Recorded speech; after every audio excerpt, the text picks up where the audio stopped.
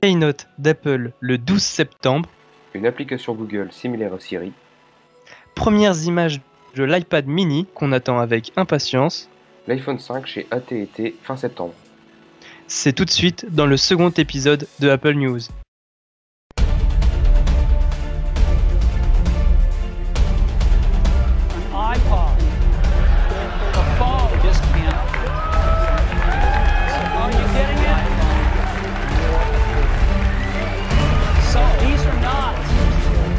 Separate devices, iPhones. This is one device.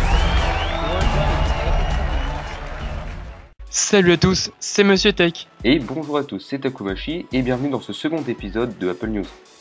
Et on commence avec la première news, et pas des moindres, qui est l'événement d'Apple le 12 septembre.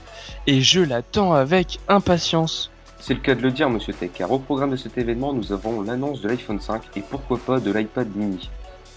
Et encore une fois, c'est pas officiel Taku, ne t'emballe pas. C'est vrai que c'est pas officiel Monsieur Tech, mais c'est le site iMore qui l'annonce et ils avaient vu juste en annonçant la sortie de l'iPhone 4S, donc pourquoi pas. Et donc, la commercialisation de cet iPhone 5 devrait débuter le 5 octobre. Tout à fait Monsieur Tech, et j'attends cette date avec impatience. Moi de même.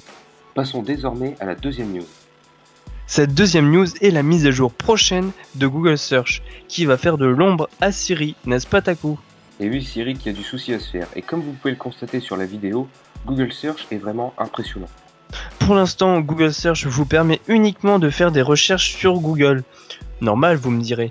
Et vous pourrez trouver le lien de l'application dans la description si vous ne la possédez pas encore, ce que je vous conseille. Je précise que l'application est gratuite et qu'elle devrait le rester. On enchaîne avec la troisième news qui est les premières images de l'iPad mini, aussi mini que le QI de Monsieur Tech. Comme vous pouvez le constater, il est plus petit que l'iPad classique. T'as trouvé ça tout seul, Taku ? Non, avec Google Search. Bon, trêve de plaisanterie. Il aura notamment comme caractéristique nouveau des bordures plus fines, une caméra frontale et une arrière, une résolution de 768 x 1024. Et également compatible avec les applications actuelles, ce qui est un gros point positif. Oui, je suis tout à fait d'accord.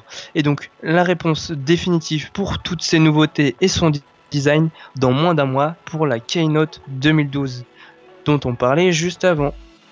Et voici la quatrième news de ce second épisode qui est aussi la dernière.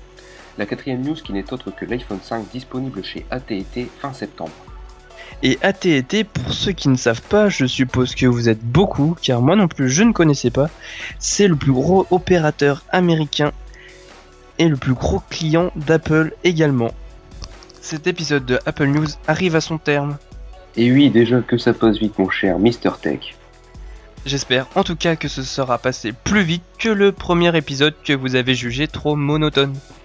Nous avons en effet bien pris compte de vos critiques et espérons avoir offert une meilleure qualité que le précédent épisode. N'hésitez pas à nous dire si cette vidéo vous a plu ou non, du moins plus que la première, et si vos critères ont été respectés. C'est désormais l'heure de se quitter. Mais ne soyez pas tristes, on se retrouve sur nos chaînes respectives, les liens sont dans la description, et bien évidemment pour l'épisode 3 de Apple News. Allez, à bientôt Mr. Tech. A bientôt Taku.